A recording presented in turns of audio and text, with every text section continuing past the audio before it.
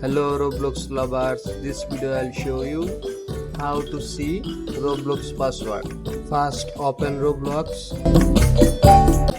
then click on three dot or more, scroll down and go to settings, then click on accounts info.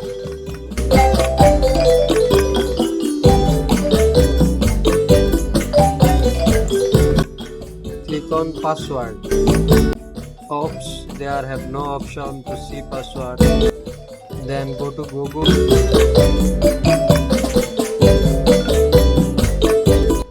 Click on manage your Google account.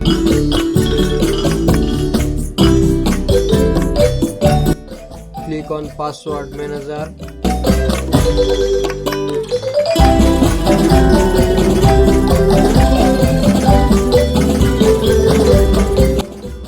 Then scroll down and tap on Roblox.